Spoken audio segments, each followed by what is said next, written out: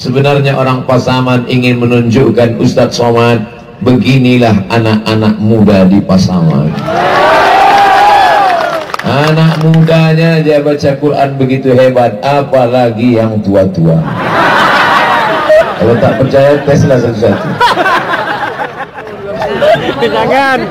Pisang emas bawa berlayar, masak sebiji di dalam peti. Hutang emas dapat dibayar, hutang budi dibawa mati. Tak dapat saya balas budi tuan-tuan yang sudah menyiapkan segala sesuatunya malam ini. Tak nampak di mana ujung jamaah ini. Bukan saking banyaknya, lampu ni silau.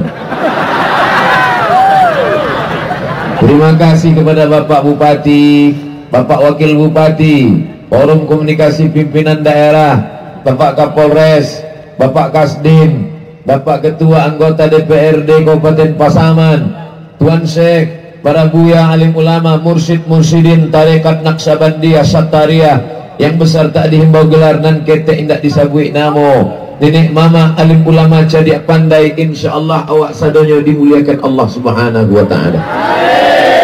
Baik yang berdiri maupun yang duduk, yang dapat tenda maupun tidak, yang di atas maupun yang di bawah, semuanya kalau ikhlas niat lillahi ta'ala, maka mendapat pahala jihad fi sabilillah. Saya mendengar katanya asar tadi sudah ada yang datang. Zuhur. Saya yakin yang zuhur itu datang pasti salah jadwal. Maka dari sejak dia keluar rumah zuhur tadi, dilangkahkannya kaki, Bismillahirrahmanirrahim, la haula wala quwata illa billah. Maka sejak itu dia tercatat sebagai orang yang berjihad fi sabilillah. Sampai kapan? Hatta yarji'a, sampai dia pulang ke rumah. Tapi pesan saya habis tabligh akbar ini langsung pulang. Jangan sampai bininya menyanyi, udah kan doang. Lima udah gini, jihad. Rupanya main gaple. Saudara yang dimuliakan Allah Subhanahu wa taala, pertemuan kita malam ini, kita bertemu bukan karena partai, kita bertemu bukan karena ormas, kita bertemu bukan karena golongan. Apakah ada pembagian sembako malam ini? Ini perlu saya tanya baik-baik. Karena dulu pernah saya ceramah di salah satu kabupaten, tak boleh sebut namanya, menjaga kode etik jurnalistik. Ramai, berlimpah ruah jamaah. Selesai pengajian saya bilang, Masya Allah jamaah tadi malam banyak betul yang suka dengan ceramah saya. Senyum jamaah. Saya tanya kenapa? Di absen Pak Ustaz. Ini jangan Pak Bupati mengabsen juga malam. Tidak. Bukan saya suuzon Pak Bupati, hanya sekedar memastikan jangan ada dusta di antara kita. Semua yang datang ini karena kecintaan kepada Nabi Muhammad sallallahu alaihi wasallam. Saya pun dipanggil. Berikut ini penyerahan akte notaris surat tanah kepada pimpinan yayasan, kepada Pak Bupati, Wakil Bupati, Ustaz Abdul Somad, Ustaz Jel Fatullah Arab berdiri sebagai saksi. Saya pun berdiri dah. Diambil mereka lah foto. Besok keluar berita Abdul Somad menyerahkan tanah wakaf. Itu namanya kambing punya susu, sapi punya nama. Padahal Abdul Somad hanya tegak berdiri saja, punya tanah tidak, punya duit tidak, tegak senyum. Menjadi saksi wakaf pun jadilah. Betul? Kita yang hadir malam ini semuanya menyaksikan, hanya saja tanah wakaf yang sudah diserahkan tadi. Wahai Bapak Ketua Yayasan, besok pagi segeralah ke kantor KUA. Kenapa ke kantor KUA? Mengurus akta ikrar wakaf. Maka besok diulang balik. Kebetulan Bapak Kepala Kantor Kementerian Agama Kabupaten Pasaman hadir malam ini, maka diurus di kantor KUA. Makanya ibu-ibu kalau ada bapak di rumah ngasih tahu, Adinda izinkan aku pergi. Kemana bang? Ke kantor KUA. Apa? Tanya dulu baik-baik, abang ke KUA itu mau ngapain? Mau mengurus akta ikrar wakaf tanah. Itu adalah salah satu kebijakan pemerintahan Republik Indonesia, karena banyak tanah wakaf yang diserahkan datuk nenek dulu dituntut cucu sekarang. Karena tanah yang diwakafkan dulu itu tempat jin buang anak, akhirnya diwakafkan. Rupanya dibangun mall, dibangun masjid, harga tanah dulu tak laku, sekarang melambung 1 meter 7 juta. Akhirnya cucu pun datang menjual tanah datuk neneknya. Maka dikeluarkanlah keputusan mengurus akta ikrar wakaf.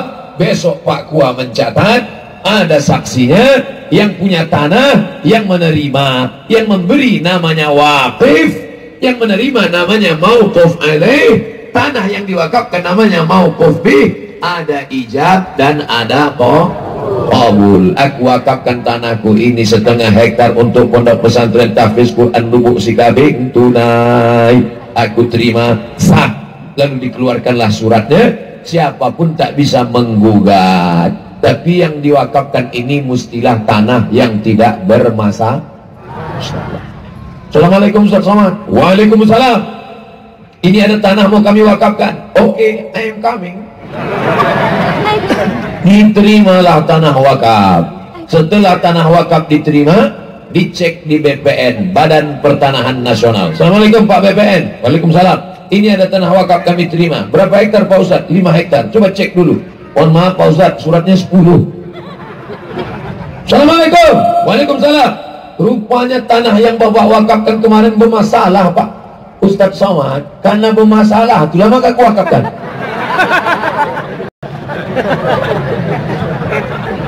Ustadz Somad ini menyindir orang yang mewakafkan nih. Tidak, saya hanya sedang mengasih tahu bahwa saudaraku sudah mewakafkan tanahnya lillahi ta'ala, maka kita yang hadir ini pula mudah-mudahan termotivasi kita ingin berwakaf. Amin. Amin. Mana tanahmu? Itu tanah saya Pak Ustaz. Berapa hektar? Sejauh mata memandang. Begitu kau mati, tanah pun dijual anak dan bini. Bini dapat berapa? Berapa total dijual? 10 miliar. Maka harta gono gini. Apa arti gono gini? Kau begono, aku 10 miliar dibagi 2, 500. Maka 5 miliar untuk ibu. Tengok, udah senyum dia dapat. Dari yang 5 miliar punya suami tadi, ibu dapat lagi 1/8 kalau ada anak. Kalau tak ada anak, dapat setengah. 2,5 miliar tambah 5 miliar, 7,5 miliar punya ibu. Besok ibu pun pergi ke salon. Apa kerja di salon? Make up, make up, make membuat up naik, make up membuat naik, semua yang turun naik, pipi naik, dagu naik, hidung naik, bulu mata naik. Suami yang punya tanah tadi mana? Dimakan cacing tanah. Oleh sebab itu, hai bapak-bapak yang banyak tanah, serahkan sekarang. Daripada diambil mereka. Ya bukan, tapi jangan gara-gara ceramah ini nanti pulang ke rumah rusak kemesraan bapak ibu dengan bapak. Jangan sampai nanti besok pagi, abang mau minum apa bang? Rupanya kau ramah udah kau akali tanah gitu ya. Bukan itu maksud saya. Ustadz Somad ini nggak enak kalau ceramah, dilambungkannya perempuan ke atas, dibilangnya laki mati. Oke, kalau gitu kita balik, sekarang bini mati. Setuju? Tengok bu, banyak mereka yang ingin ibu mati. Makanya ibu kalau nanti mereka datang, Adinda hati belayan jiwa, jangan percaya kali ibu. Ini buktinya, aku pancing sikit aja, suka mereka semua. Singkat cerita ibu pun mati. Tengok, ketawa mereka. Bukan mereka sedih. Meninggal ibu, gelang, subang, ranting, rantai, gelang kaki. Kemana itu semua? Mereka jual untuk modal kawin lagi. Kalau sebab itu yang punya gelang, yang punya subang, yang punya rantai, yang punya anting, serahkanlah cepat ke Yesus. Tapi jangan gara-gara ini besok pagi bapak bertanya, mana kopiku? Buat aja sendiri. Patutlah tajam mataku menengok rantaiku selama ini ya. Dan dibukakan Ustaz Somad ceritanya malam tadi. Bukan itu maksud saya. Sayang boleh, tapi sayang yang menghantarkan kita sampai ke surga Jannatul Firdaus. Betul? Oleh sebab itu maka yang punya tanah silakan, yang punya kebun sawit tanamlah sawit banyak-banyak. Saya kebetulan diundang oleh salah satu kabupaten, diajak oleh Bapak Kepala Kantor Kementerian Agama makan di rumah makan. Apa kata dia? Ustaz Somad, kalau mau makan, makan aja, jangan tahan-tahan selera. Disangkanya saya kurus karena tak makan. Sakit juga hati saya. Saya bilang aku tak pernah nahan selera Pak, akan makan. Cuma memang dari dulu udah begini. Ceramah saya di Batam, ada dokter, kata dokter ini, Ustaz Somad, mau ku kasih resep biar gemuk sedikit. Mau minum SKM 3 kali sehari, susu kental manis, pagi sekali, siang sekali, malam sekali. Berapa lama Pak dokter? Sebulan. Sebulan saya minum, tak naik-naik. Saya tanya, Pak dokter udah sebulan kan tak naik? Terima aja lah Ustaz, udah takdir itu dah. Jadi kata Pak Kepala Kantor Kementerian Agama ini, Ustaz jangan tahan-tahan selera makan. Kenapa gitu Pak? Pak Kemenak kenapa ngomong begitu? Ada kawan saya Ustaz, kalau lewat 10 kol diesel di depan, itu 7 punya dia, 3 punya orang. Duduk kita, lewat kol diesel 10, 7 punya dia, 3 punya orang. Kira-kira kalau orang begini kaya apa miskin? Kaya. Kaya! 7 punya dia, 3 punya orang. Saya tanya, mana dia sekarang? Mati. Mati Pak Ustaz. Dulu kalau pergi dia dari rumah, itu dibawanya botol air minum, mereknya baru, isinya air masak.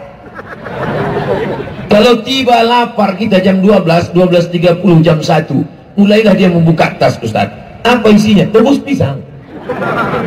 Jangan cerita dia ngajak makan Pak Ustaz. Begitulah pelitnya. Kalau kita ajak dia makan, pas giliran membayar, mbak, itu berapa? Mulailah dia mulas. Datang sebentar. Pas sudah dibayar baru dia datang. Begitulah pelitnya Pak Ustaz, tak menetes.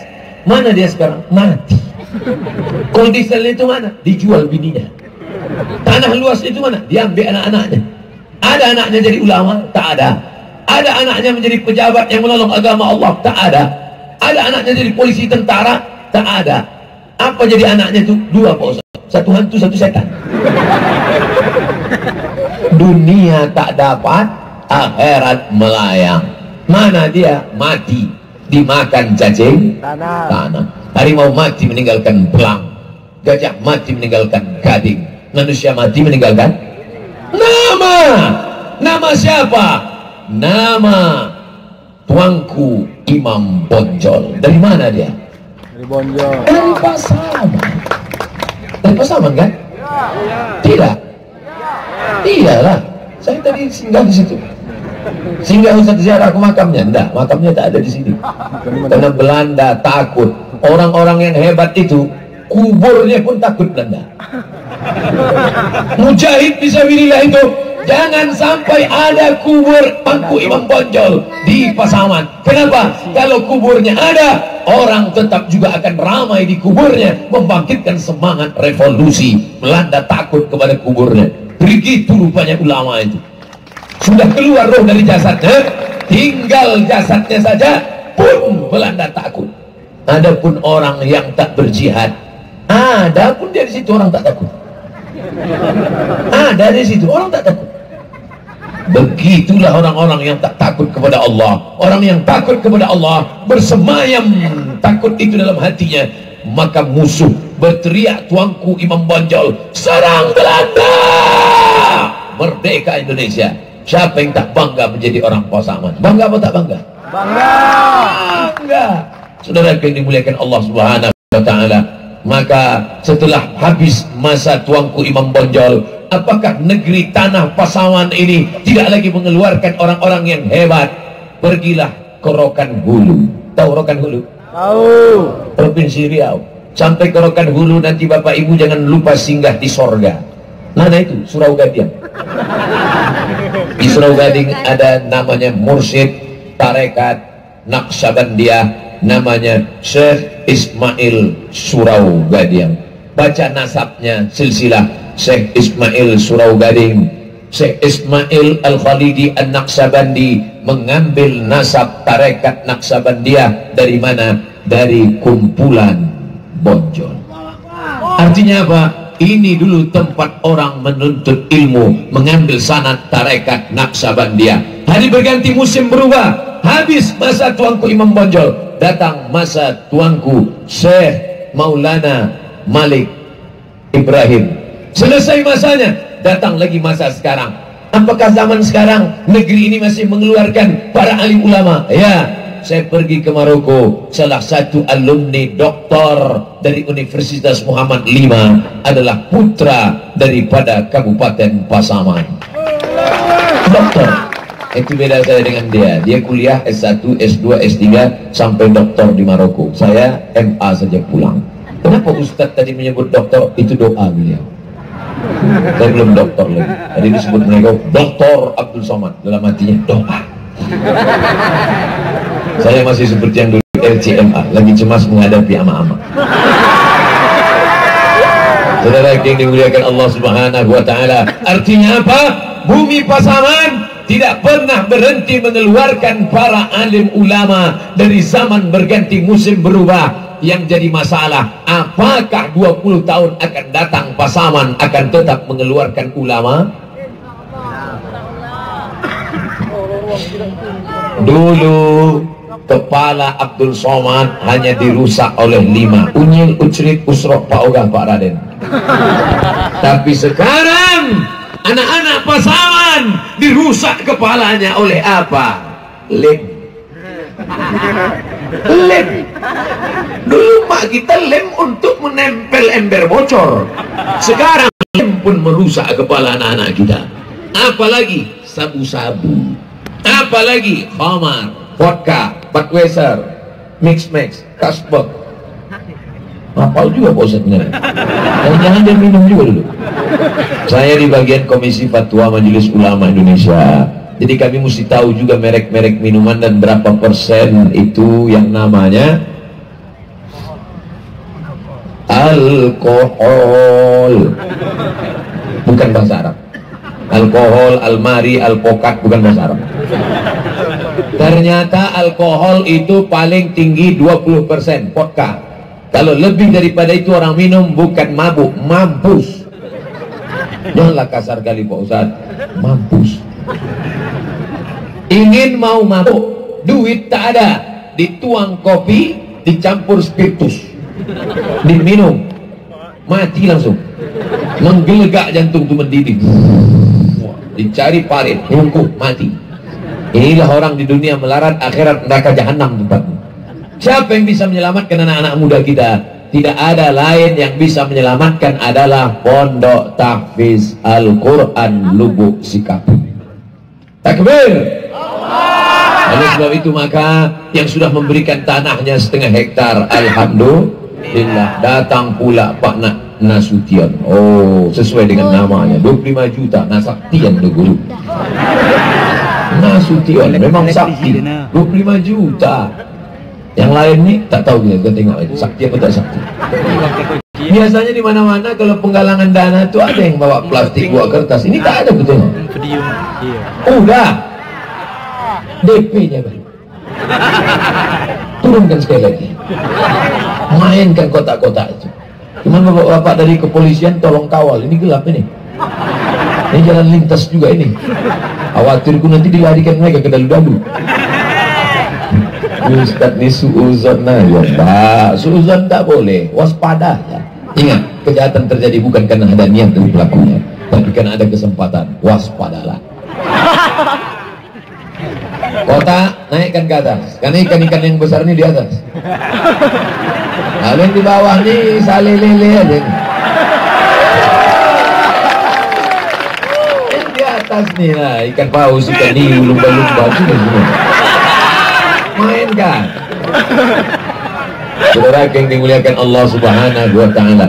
Cuman kadang kalau sudah saya ngomong begini, naikkan ke saya pula biasanya duluan. Senjata makan tuang.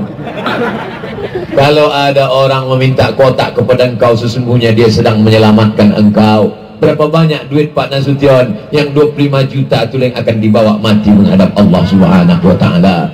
Berapa luas tanahmu? Yang 1/2 hektar itulah nanti yang akan datang kekal abadi, karena anak-anak akan mengaji nanti di tanah Lubuk Sikaping 1/2 hektar itu. Duduk anak-anak mengaji pagi, petang, siang dan malam. Bataba, batata, batasa, sabar.